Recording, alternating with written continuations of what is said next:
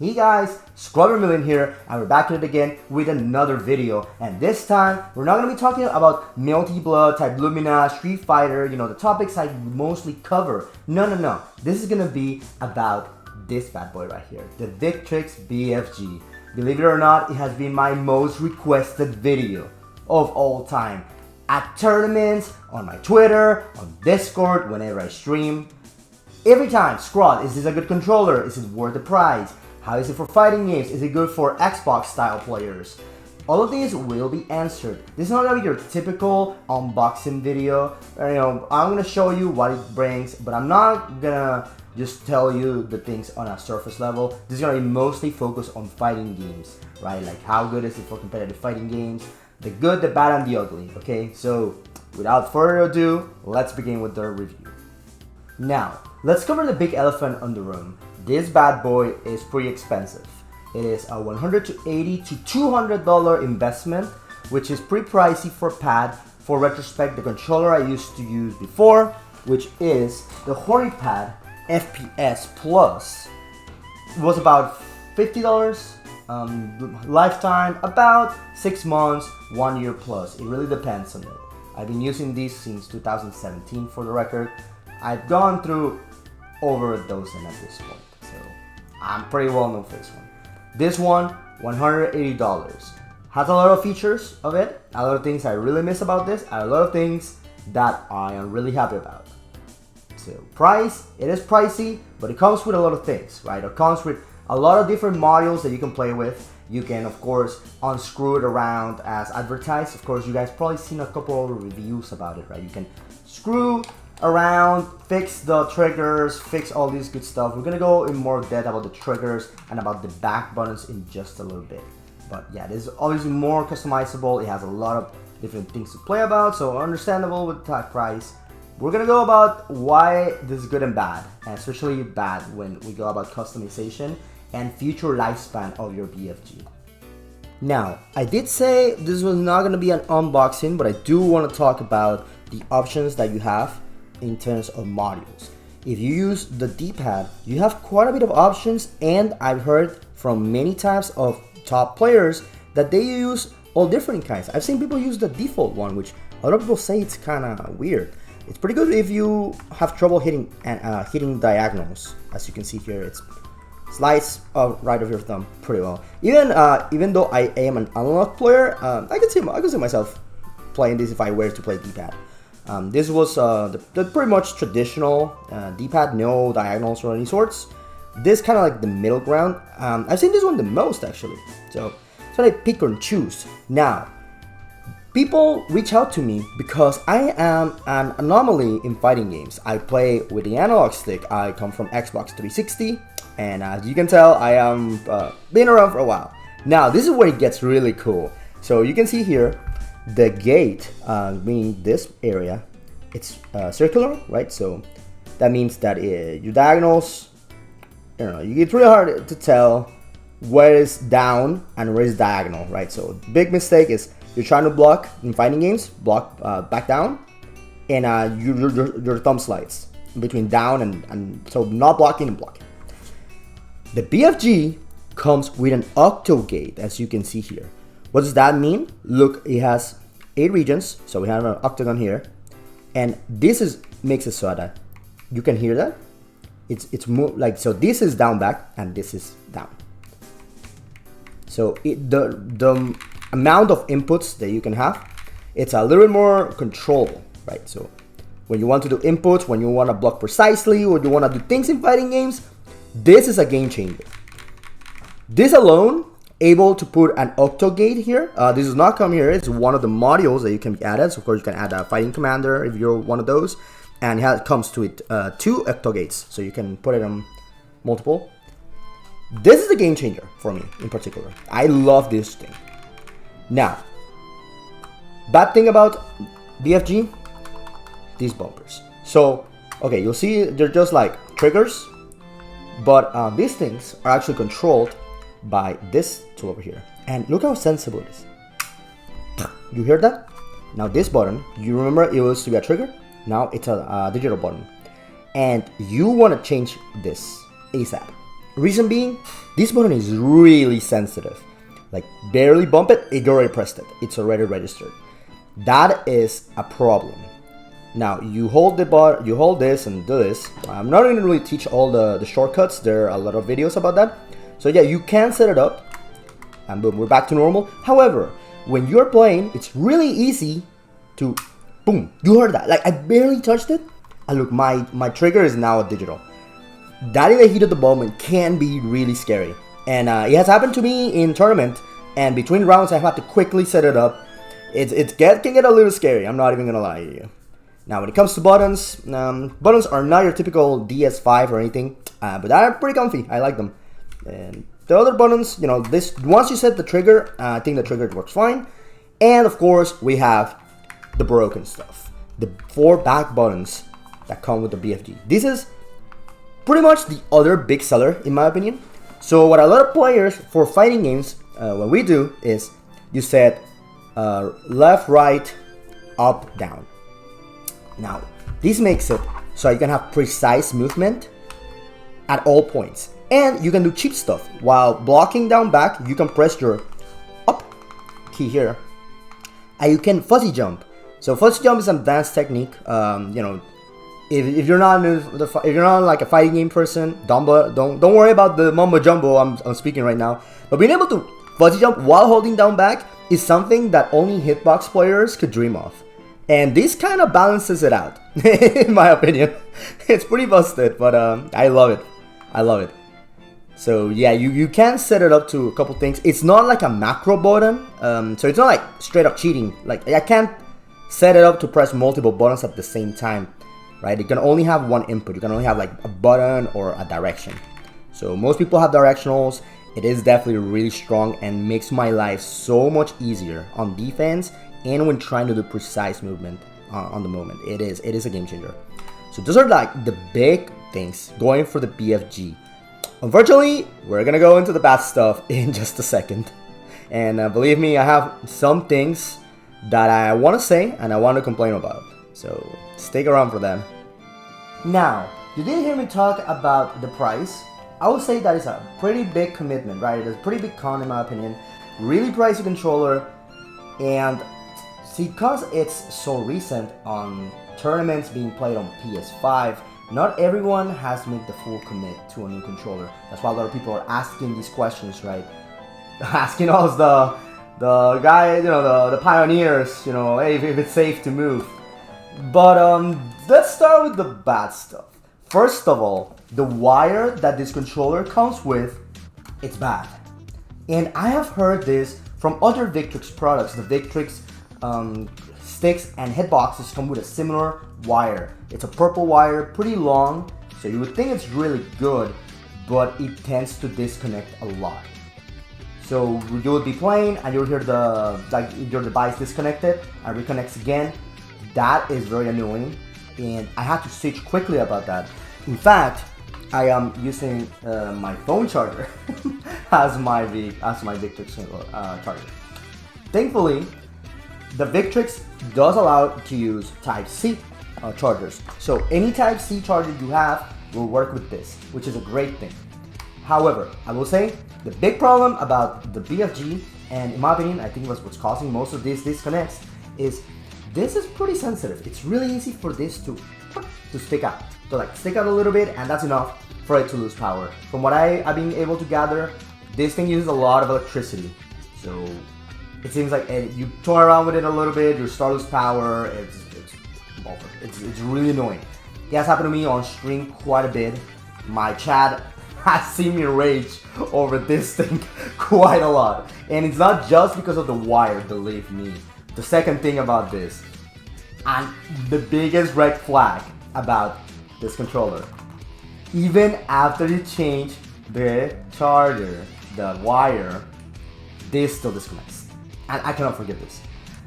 I've never used a controller that disconnects or like desyncs or stops working. By that I mean, it's not your typical wire disconnect, right? It's not like the device is not registered on the computer. It straight up does not register your inputs. So it would not give you any feedback that you've lost connection or this is not working, But you'll try to move, you'll try to press buttons, and they don't come out. Or they stuck in one input, like your character just moves back and you can move forward. For those, you kind of have to disconnect, connect again. That's the only solution I've been able to gather. That is very annoying, and it happens more often than I wish it would happen. There'll be sessions where I'll be streaming 8 hours, 6 to 8 hours, zero issues, perfect controller, the best controller I've ever used. When this works, believe me, it's the best controller I've ever used, and there's no contest. There's no contest. Not even fair. But there's sessions where this thing just does not want to work. After every match, I have to connect again because I'm scared it's gonna disconnect randomly. And even still, it still disconnects. Now, let's talk about the disconnect issue. My problems have mostly been playing on PC. Of course, we have a PS5, PS4, PC mode. I wouldn't recommend changing to PC mode. PC mode has given me the most disconnects. I play on PS5 mode when I play on Steam, when I play on my computer, if the game allows it. Otherwise, I'll play PC mode. But PC mode has given me the most troubles, most disconnects, most issues. However, that doesn't mean that PS5 mode is perfect. I've also had issues with it, so it's annoying. I've seen a lot of posts complaining about it. I haven't seen enough people talking about it. A lot of these review videos don't talk about this stuff. They're not telling you, hey, the wire's really bad, change the wire ASAP because it tends to disconnect. Hey, this thing can actually disconnect quite a bit. I did mention PC.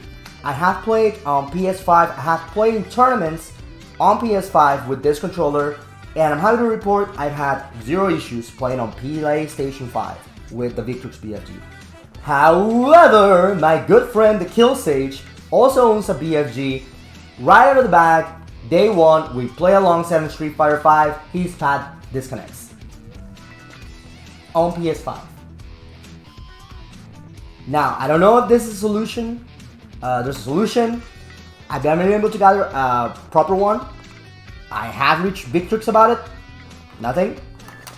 So, I'm not sure. I'm not sure if there's a solution. There's a solution. I'm pretty sure the comments will enlighten us, and that would really change my view on this. I would 100% recommend this controller if that solution is found. If there's a patch that Victrix releases, say like, oh, Scrod, you didn't update the firmware 1.1 fix it at all, then forget about this section of the video, go get this controller because I would recommend it 100%. Other thing about it, and this is the other big one, is why are we getting this controller? Being able to replace parts, right? This is a big investment of almost $200. The big issue about pads for competitive play is they deteriorate really fast, especially for an analog player like myself. These things go soft pretty quickly, which is good. We do want them to go soft. However, there are points where it starts being unreliable. The buttons start being bad, the bumpers start failing. You need to change the controller. Like I said, my controllers used to last 6 months to 1 year, depending. It just depends. Like some are better than the others. But the VFG has the quality of life that you can change the parts, right? Oh, this broke, I can change it for a new one. I just need a replacement kit. So, Victrix, as of now, July 5th, 2023, is not selling the parts individually. So, the appeal of this controller is to quickly replace parts, right? We are trying to save a lot of money in a future investment. So, think about it. I spent probably more than a dozen, but 12 hori pads at $50. They add up over time. Over the years, you don't notice it, but that's a lot of money. That's a lot of money. So if we do one 200 expense, $200 investment here, and let's say the parts are $20 to $30, that could be okay. That's fine. You don't have to do another $200, investment, but it could be a little cheaper, right? The parts could be way cheaper. They could sell way cheaper and would make it a satisfactory experience. Right now, that is not the thing. And I have talked to Victrix in person at Combo Breaker and CEO. The reason they're not currently selling them is because they haven't gotten the approval for Sony. Yeah, so I gotta give them, gotta give them some credit. Gotta be not that bad, not that mean to them. They are definitely working towards it. They told me, hey, that's a thing, that's definitely a thing that we want. That's part of the plan, of course, but Sony is being rough about it. That doesn't mean that I can't tell you, hey, if you're buying the Victrix BFG because you think it's gonna save you money in the long run, I would say hold on to that thought for now, because as of now, that is not a reality. So if this were to fail me, my only options would be replace this one myself, like remove the action analog and place it here, which, you're not supposed to do that like that, but I would do it. Or get a new BFG from the box. I get a brand new one, because they don't sell the pieces. That's a big predicament right there. So that is my biggest con right now with the Victrix BFG. It doesn't satisfy my necessities in the long run. Like right now, it's working fine as a controller, right? When I play matches, it feels amazing. We all know that doesn't last because pads deteriorate over time. It's just natural, right? It's just a thing. That's a big thing. That's the big thing right now. So if we can solve the disconnects with a patch, or if there's something I'm doing wrong with my computer, my settings, that's on me. And I'll fix it and I will change my review. I have what, 3.5 stars, 2.5 stars, something like that. I would change that to like a 4.5 immediately. Like one of the best controllers I've ever used. Now, about the parts, are they gonna do that? Did they say that to be nice to me? I can't tell you anything. I want to give them the benefit of the doubt, and it doesn't make any sense to sell a controller with removable parts and not sell the removable parts separately.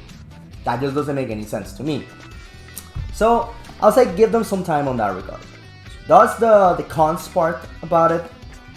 Pretty extensive. I think that it has a couple annoying things that I wish weren't there. So it would just be a consistent controller. You could just play it without worrying about random disconnects or something like that, because it really adds up. It's really annoying and it's more frequent than you wish it would. Now this review is obviously through the eyes of a fighting game player, someone that goes to tournaments in person and plays. So for other games like shooters, I've heard this controller is amazing. The quick scope module it comes with is great. I'm not too much of a shooter person on controller. I play on keyboard mouse, so that doesn't really affect me. But for fighting games, I will say it's a good pad. A lot of the top level players are switching to it, especially now that we're starting to move to PS5 tournaments thanks to Street Fighter 6. But I gotta tell you the truth, it's a little inconsistent with the disconnects. It can be really annoying, and we've seen it at the biggest stage. If you remember, in Dragon Ball FighterZ Shanks, top player Dragon Ball FighterZ had a disconnect in top 8 Dragon Ball at EVO, the biggest tournament in the world of fighting games. It can happen to you. Nobody's safe about it. Nobody's safe from it. So that's why my review is 2.5 stars. It would be average. It would be at like 3 or something like that. But I can't really with a straight face tell you, hey, get this controller. It's straight up the best thing ever. When it works, it is the best controller I've ever used. I have no shame in saying it, but it fails more than it should. And there's a lot of safety measures that you need to have. I have to have an extra wire. Be careful that this thing doesn't pop up. Be careful that you're not randomly hit this thing and now the button is digital and you accidentally pressed it, and then you screwed up and you lost. You have to be very careful. And if you're a programmer, it reminds me a little of C++. There's a saying that we see you could shoot yourself on the foot, and with C++ you could chop your leg off. It's kind of like that, honestly. You can chop your leg off accidentally by just making a mistake and tapping here or tapping one of these buttons when you don't want to. This is like another skill that I had to learn, just how to hold this controller correctly. And it takes some practice. It's not as easy as pick up and play. And of course, the disconnect issues have been very annoying for me. Playing in tournaments, streaming ranked, just in general. The fear of it, it's already annoying enough. You know, just be playing a match and you're so close and you're like, oh my god, please, don't disconnect. I shouldn't have that thought. I should just focus on the match.